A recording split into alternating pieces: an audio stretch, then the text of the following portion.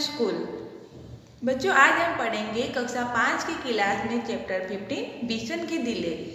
तो बच्चों, ये चैप्टर कहानी को कल हमने पढ़ा था और आज हम इसके प्रश्न उत्तर पढ़ने वाले हैं। चलो अपनी किताब को ओपन करो।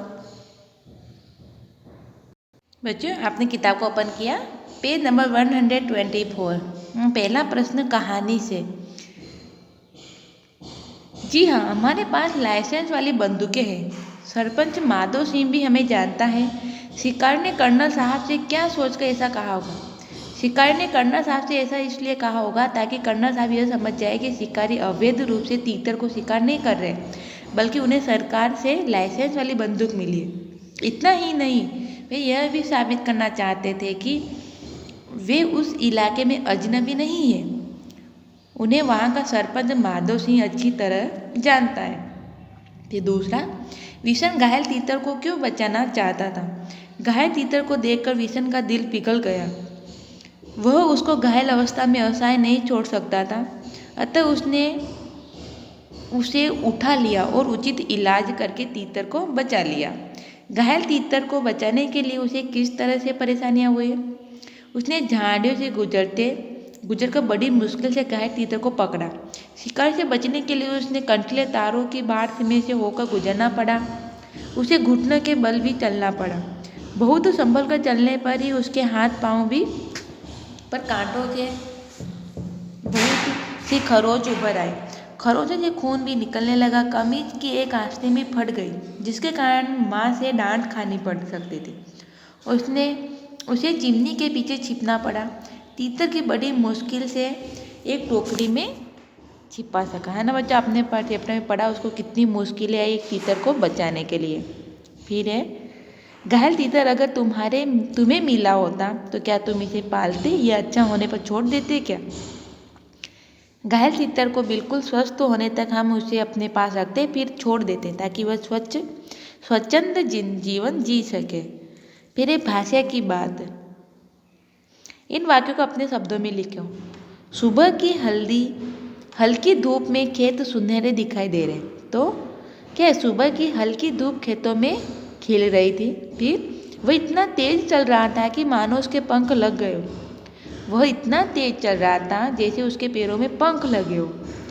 तीतर स्वेटर में फंस गया तो विशन ने उसे पकड़ लिया और अपने सीने चिपका लिया।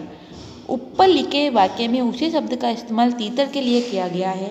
एक ही संख्या का बार बार इस्तेमाल करने की बजाय उसकी जगह पर कुछ खास शब्दों का प्रयोग किया जाता है। ऐसे शब्दों को सर्वनाम कहते हैं। नीचे लिखे वाक्यों में सर्वनाम का ठीक रूप छांटकर लिखो।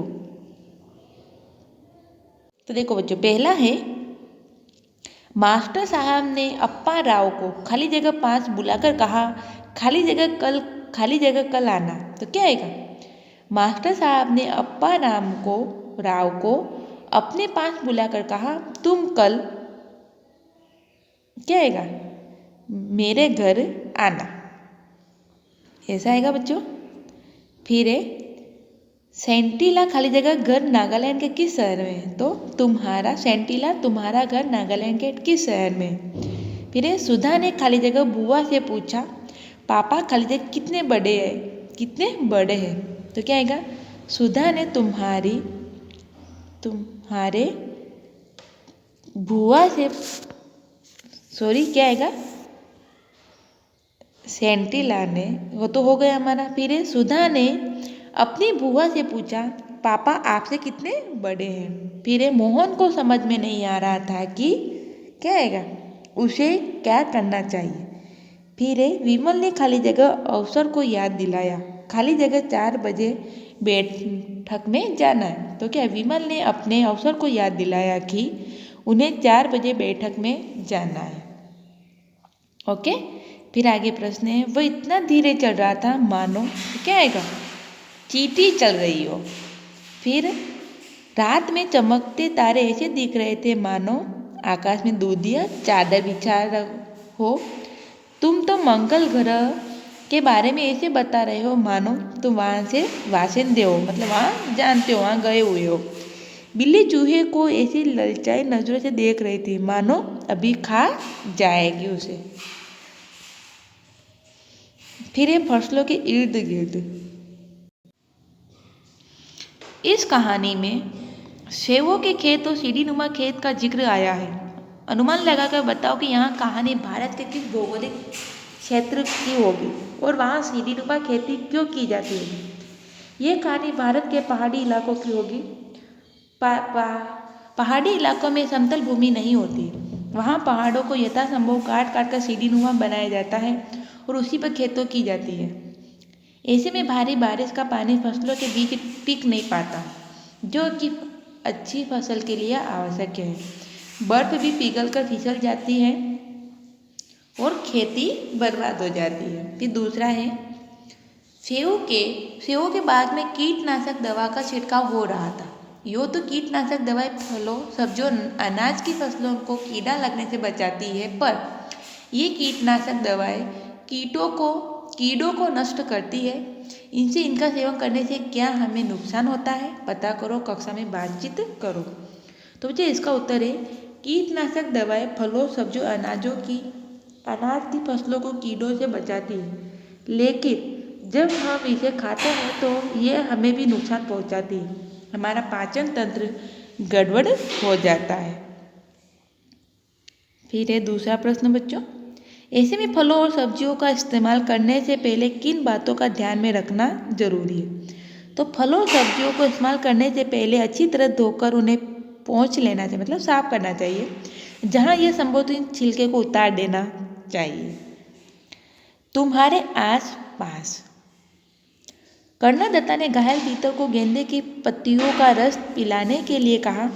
पत्तों का इस्तेमाल कई कामों के लिए होता है, नीचे लिखी पंक्तियों का इस्तेमाल कीजिए। देखो बच्चों, तुलसी, तो तुलसी के पत्तों का इस्तेमाल पूजा पाठ या चाय बनाने में होता है। नीम, फोड़े फुंसी निकलने पर नीम की पत्तियों को पानी में उबालकर उस पानी से नहाया जाता है।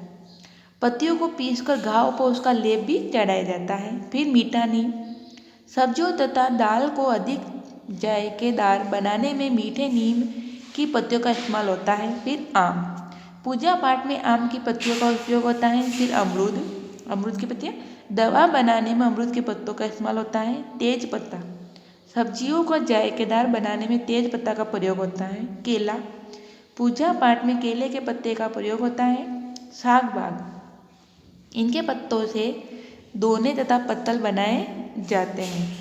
कर्णा साहब के कहने पर बिशन दौड़कर दवाइयों का बक्सा ले आया। इसे तुम प्राथमिक चिकित्सा बॉक्स या फर्स्ट एड बॉक्स के नाम से जानते हो। इस बॉक्स में क्या क्या चीज़ें होती है। तो बच्चे ये प्राथमिक चिकित्सा बॉक्स में रुई, डेटोल, क्रेप, बैंडेड, छोटी कैंची, घाव पर लगाने के बलगम, पट्टी, पुदीन हरा आदि चीज़ें होती है। फिर दूसरा प्रश्न है, इसका इस्तेमाल कब कब किया जाता है। तो इसका इस्तेमाल तब होता है जब किसी को मामूली चोट लग जाती है, शरीर के किसी अंग से खून निकलने लगता है। तुम्हें पर्यावरण अध्ययन में पढ़ा होगा कि पहाड़ी क्षेत्रों में आमतौर पर छतें ढलावदार बनाई जाती है। सोचकर बताओ कि ऐसा क्यों होता है। तो बच्चों, पहाड़ी क्षेत्रों में बर्फबारी खूब होती है, बर्फ भी इतनी अधिक होती है, इसलिए उन क्षेत्रों में छतें ढलावदार बनाई जाती है ताकि पानी बिना रुकावट के बह जाए, तो बर्फ भी नीचे गिर जाए। फिर है पहाड़ी इलाका। इस कहानी में पहाड़ी, घाटी शब्दों का इस्तेमाल होता है। पहाड़ी इलाके से जुड़े हुए और शब्द सोचकर, जैसे ढलान, चट्टान आदि। तो देखो, पथरीला, चोटी, सीढ़ीनुमा, झाड़ी, टेढ़ा मेढ़ा, पहाड़ी, नदी, बर्फीला, पहाड़, संकरा आदि। फिर है तीतर। पहले तीतर के दो आगे तीतर, तीतर के दो पीछे तीतर। बोलो कितने तीतर? 3 तीतर। यहाँ तीतर का फोटो दिया गया है, गौर से देखो कि उसका वर्णन करो। चौथी कक्षा में तुम यह कर चुके हैं। तो जो तीतर कम ऊंचाई तक उड़ने वाला एक छोटा पक्षी होता है, उसके पंख छोटे छोटे होते हैं, उसे देखने में सुंदर प्रतीत होता है। ये ज़्यादातर झुंड में रहना पसंद करते हैं। फिर है तीतर के बारे में और जानकारी इकट्ठा करो, जैसे तीतर का घोंसला वह क्या खाता है आदि। तो बच्चों, इसका आप सेम लिखना। ओके, तो ये हमारे प्रश्न उत्तर थे। हमने प्रश्न उत्तर पढ़े हमारे चैप्टर 15 के। तो बच्चों, इन प्रश्न उत्तर को आप अपने हिंदी की नोटबुक में लिखना। Okay, bye bye.